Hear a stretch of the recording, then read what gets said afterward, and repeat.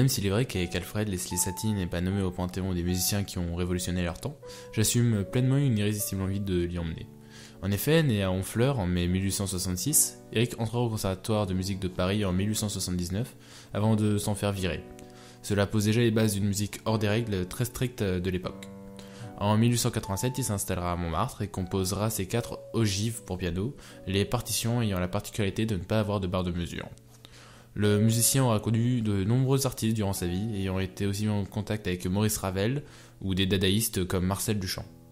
Cette facette du personnage est sans doute liée à l'humour. En effet, si Satie vécut dans la pauvreté, ne pouvant pas vivre de sa musique, il s'agissait de quelqu'un de très drôle, tournant de nombreux éléments à la dérision, à la fois dans sa vie et dans son travail.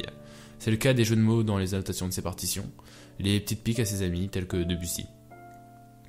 La pauvreté, comme je viens de vous le dire, était courante chez Satie. Une anecdote raconte l'entrée de ses amis dans son studio, endroit interdit où personne n'avait l'autorisation de pénétrer.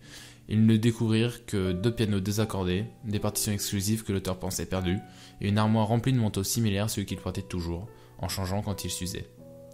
Concernant son travail, le bonhomme écrivit de nombreuses œuvres, à la fois musicales et littéraires. Mais au milieu de la pluie de mélodies, 2 groupes se distinguent des autres, les gymnopédies et les gnossiennes. Les gymnopédies sont des pièces musicales au nombre de 3. Elles sont atypiques et brisent de nombreuses règles de la musique. Elles offrent un thème et une structure similaires, décalquant l'œuvre sur l'une ou l'autre et ne changeant que la tonalité. Cette particularité permet par exemple d'illustrer différents sentiments sur une musique pourtant rythmée de la même manière que la précédente et avec les mêmes envolées. Les gnossiennes quant à elles sont au nombre de 6 et parurent à différentes périodes. Les 3 premières furent publiées en 1893 et les 3 dernières en 1968. Le nom de ces œuvres, gnossiennes, n'existait pas avant que Satie ne l'utilise.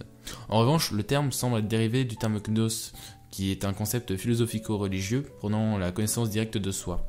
La gnose était une secte dans laquelle Satie avait des liens. Ici, je tente de survoler le sujet et cette partie étant plus complexe, je décide de passer à autre chose. Si j'ai voulu commencer cette nouvelle série, About, avec Eric Satie, c'est pas parce qu'il s'agit d'un artiste très peu connu, à l'instar de son grand ami Claude Debussy.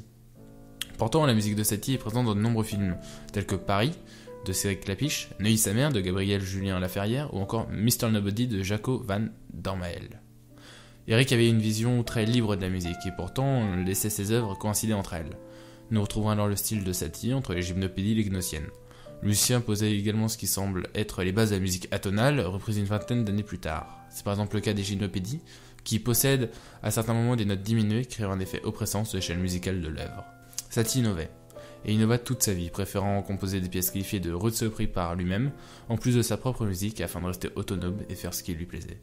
Il mourut le 1er juillet 1925, à 59 ans.